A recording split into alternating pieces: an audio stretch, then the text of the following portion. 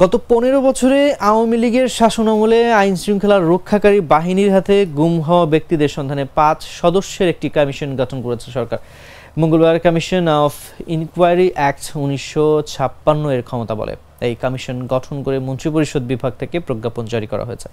আইনশৃঙ্খলা প্রয়োগকারী সংস্থা তথা Bangladesh police, rapid action battalion, border guard Bangladesh, অপরাধ তদন্ত বিভাগ, বিশেষ শাখা, গোয়েন্দা শাখা, আনসার ব্যাটালিয়ন, জাতীয় গোয়েন্দা সংস্থা, প্রতিরক্ষা বাহিনী, প্রতিরক্ষা গোয়েন্দা মহাপরিদপ্তর, কোস্টগার্ড সহ দেশের আইন প্রয়োগ ও বলবৎকারী কোনো সংস্থার কোনো সদস্যদের মাধ্যমে জোরপূর্বক গুম হওয়া ব্যক্তিদের সন্ধানের জন্য এ তদন্ত কমিশন গঠন করা হয়েছে বলে প্রজ্ঞাপনে উল্লেখ করা হয়েছে।